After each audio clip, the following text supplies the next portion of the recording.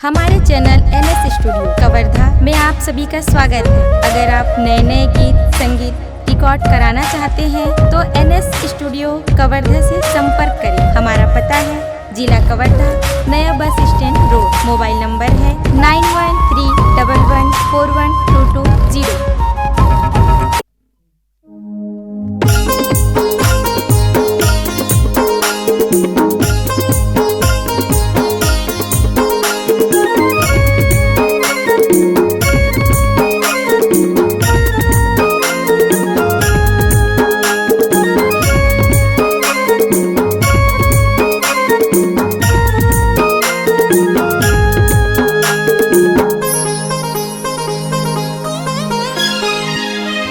पूरी मावो तैह बिराजे, पूरी मावो तैह बिराजे। सकती महामाई बड़ मन भावन, पतित पावन मिला भराए दाई। बड़ मन भावन पतित पावन मिला भराए दाई। पूरी मावो तैह बिराजे, पूरी मावो तैह बिराजे। सकती महामाई बड़े मन भावन, पतित पावन मिला भराए दाई। बड़े मन भावन पतित पावन मिला भराए दाई।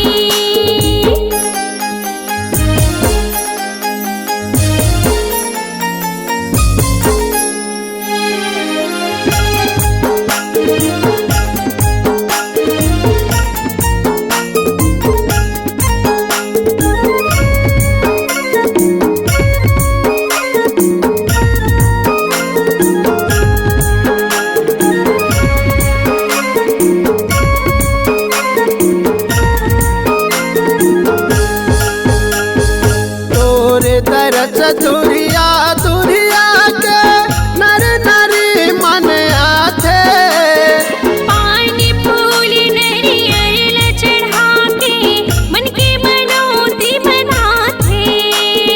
पानी फूल नरियल चढ़ा के मन के मनौती मनाथे। तोर दरस दुरिया दुरिया के नर नरी मन आथे। पानी फूल नरियल चढ़ा के मन के मनौती मनाथे। पानी फूल नरियल चढ़ा के मन के मनौती मनाथे। बिच बसती मातैह बिराजे, बसती मातैह बिराजे। बसती मातैह बिराजे। बसती मातैह बिराजे। हे सकती महामाई बड़ मन भावन, पतित पावन मिला भराए दाई। बड़ मन भावन पतित पावन मिला भराए दाई।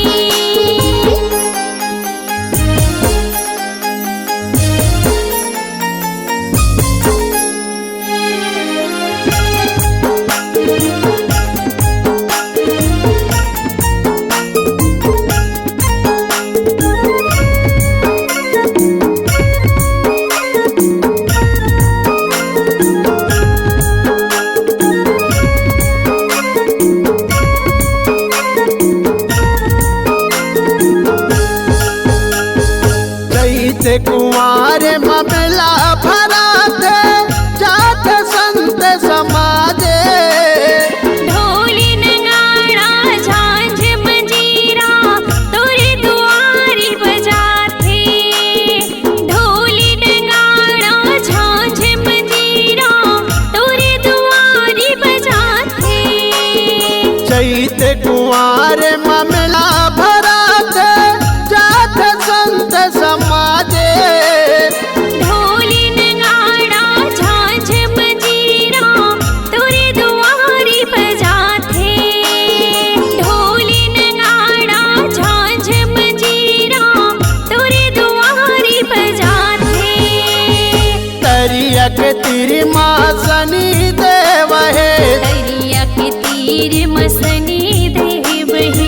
दरियक तिरी माँ सनी देव हे दरियक तीर मसनी देव हे हे सकती महामाई बड़े मन भावन पति तपावन मिला भराए दाई बड़े मन भावन पतित पावन मिला भराए दाई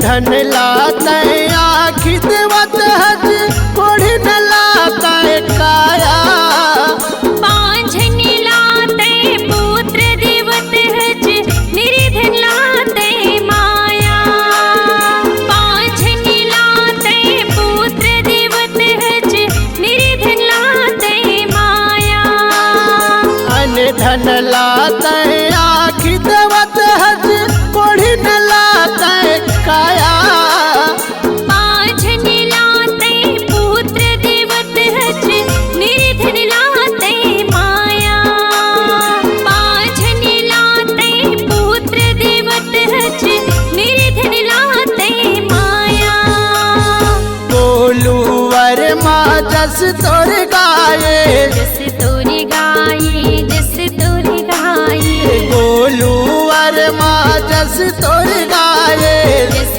तोरी गाये जस तोरी गाये हे सकती महामाई बड़े मन भावन पतित पावन मिला भराए दाई बड़े मन भावन पति तपावन मिला भराए दाई